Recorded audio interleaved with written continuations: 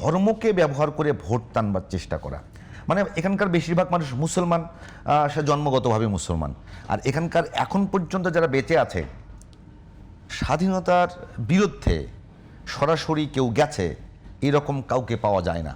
71 সালে যাদের জীবিত ছিল তাদের ভূমিকাটাও আমরা সবাই জানি। আমার প্রশ্ন হলো, ধর্মকে সামনে এনে ভোট টানবার চেষ্টা, অনুরূপভাবে যদি 71কে ইতিহাসকে বেস করে ভোট টানবার চেষ্টা, যেখানে কল্যাণ নাই, যেখানে মানে একেবারে নতুন এই সময়ে মানুষের চাওয়া কি, তার কি কি বড় সমস্যা, এটার মধ্যে ধারের কাছেও নাই। তো আজকেও বিএনপি মহাসচিব মির্জা ফখরুল ইসলাম আলমগীর বলেছেন যে যুদ্ধে যারা পাকিস্তানের সহযোগিতা করেছে আজ তারা দেশ শাসনের জন্য ভোট চাচ্ছে। আপনার কি মনে হয় যে ওই ধর্মকে রাজনীতিতে ব্যবহার করা অথবা আপনার ইতিহাসকে রাজনীতিতে ব্যবহার করা একই জিনিস নয়? আচ্ছা, প্রথম কথা হচ্ছে যে আপনি যে আলাপটা নিয়ে আসছেন, bring it on the table, সেটা হচ্ছে কি ধর্মকে আপনি ব্যবহার করে রাজনীতি করার অনেকগুলো সংকট আমাদের কাছে খুব দৃশ্যমান।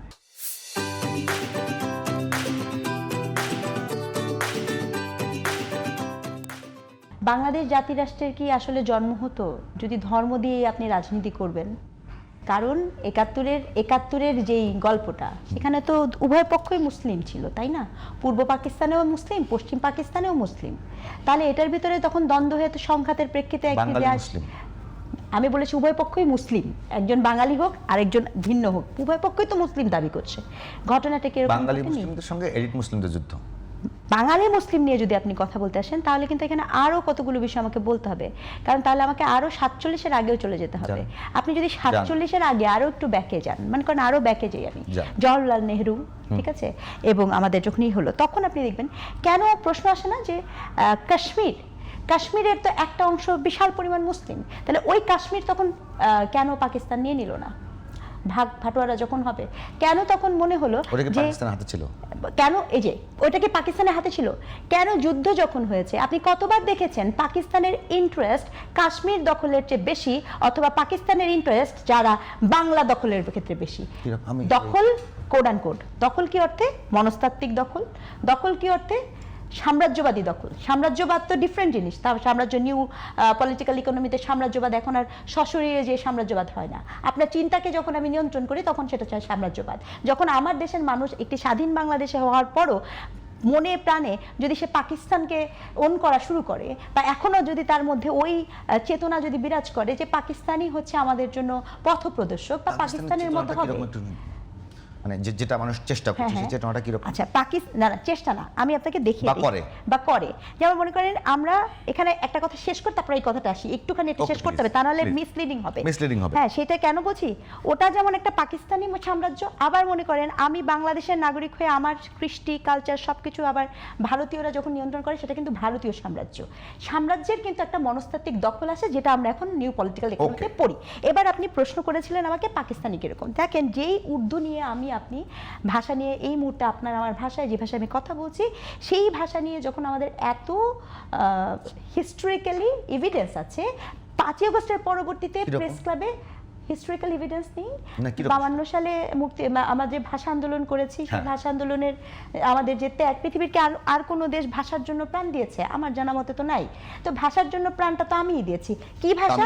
বাংলা। তামিলরাও দিয়েছে, বাংলা তামিলরাও দিয়েছে, আমরা আগে দিয়েছি, আমরা আগে দিয়েছি, হ্যাঁ, করিমগঞ্জে বাঙালি দিয়েছি। এখন এই বাংলা ভাষাতে বাঙালি জাতীয়তাবাদ, ভাষাভাষী জাতীয়তাবাদ, ভাষাভাষীর একটা জাতীয়তাবাদ। আপনি যখন বললেন বাঙালি মুসলমান বললে কিন্তু খালি বাংলাদেশের মুসলমান আসবে না, পশ্চিমবঙ্গের মুসলমানও কিন্তু বাঙালি মুসলমান হবে।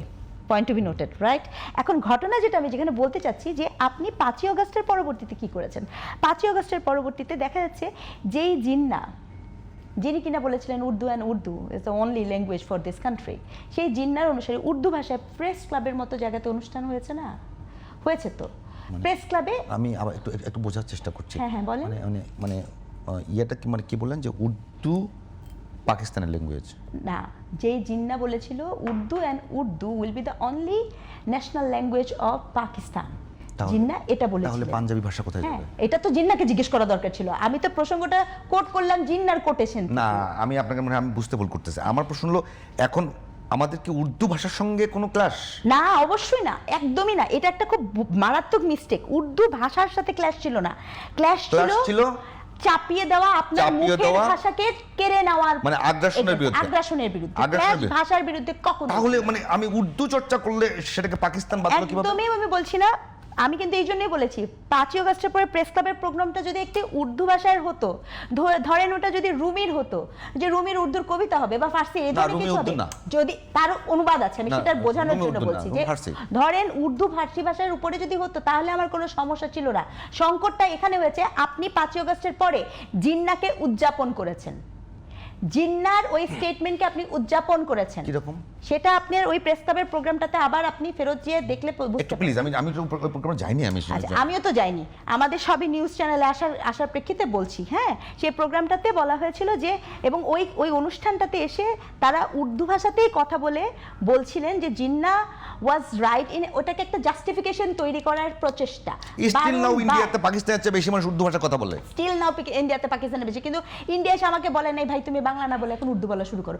ইন্ডিয়া এসে আমাকে বলে নাই, জিন্নাহ সাহেব তো বলেছিলেন, সেটাই তো আমি বলছি। এখন বলছি আমি যেটা পাকিস্তানি করণেরটা বুঝতে চাচ্ছি। আমি আপনি এই লাইনে হেঁটে যাওয়াতে পাকিস্তানি করণটা আমি এক্সপ্লেইন করতেই পারছি না। আমি পাকিস্তানি করণটার প্রক্রিয়াতে আপনার আসি। এবার দেখেন, আপনি 5ই আগস্টের পরে আমি সব সময় বলি, এই যে গেল 16ই ডিসেম্বর আমাদের বিজয় দিবস, রাইট? 16ই ডিসেম্বরের বিজয় দিবস উদযাপন থেকে শুরু করে সেই সময় কতগুলো বিতর্ক তৈরি করা হলো। হ্যাঁ, এবং এই বিতর্কটা কি? বিতর্কটার একটি বড় বিতর্ক আপনি পাবেন, বলা হলো 71-এর সময় কতজন মারা গেছে সেটা নিয়ে আলাপ, এটা নিয়ে একটা আলাপ দেওয়া হলো। বলা হলো যে এত মানুষ মারা হয় নাই, মারা যাননি, সংখ্যাটা অনেক কম, এবং দুঃখজনক এটা খুব সিগনিফিকেন্টলি জামাতে ইসলামের গুরুত্বপূর্ণ লোকেরা মিডিয়াতে এসে বললেন। এই প্রথম বলা হয়েছে অফিশিয়ালি মিডিয়ার সামনে এসে বললেন। মিডিয়াতে বিএনপির এ পর্যন্ত আমি যেহেতু বিএনপি বিট কভার করেছি, কম করে 10 জন নেতার নাম বলতে পারবো যে অভিযোগটা দিতে সমাধান হয়েছে। আবারও বলছি, অফিশিয়ালি আমি আবার বলতেছি, জাতীয় প্রেস ক্লাব জামাত ইসলাম, আপনি কথাটাকে টুইস্ট করেন না। বাংলাদেশ জামাত ইসলাম, আমি আপনাকে বলতেছি, আমি যেটা বলতেছি যে মুক্তিযুদ্ধ বাংলাদেশের হাজার বছরের সবচেয়ে বড় অর্জন। ধর্ম বাংলাদেশের মানুষের মনে প্রাণে, এই দুইটাকে ব্যবহার করে বাংলাদেশে যে রাজনীতি চলছে, এটার বাইরে এসে কল্যাণ রাজনীতির কথা বলছেন। আমি আপনাকে বলতেছি, জামায়াতে ইসলাম যদি বলে থাকে মুক্তিযুদ্ধের শহীদদের বা ইয়ে নিয়ে, আজকে আমি যদি বলি যে বিএনপির অনেক নেতাই এই বিষয়টা নিয়ে স্পেসিফিকভাবে প্রেস ক্লাবে তারা মানে সংবাদ ইয়েতে একবারে গণমাধ্যমের সামনে কথা বলেছে, আমার তাতে কোনো অসুবিধা নাই তো। কারণ আমি বিএনপি নেতা যদি বলে থাকে, তখন এটাকে পাকিস্তানি কোন মনে হয়নি আপনার কাছে? আসতেছি, কেন মনে হয়নি সেটা ব্যাখ্যাটাও দিব আপনাকে।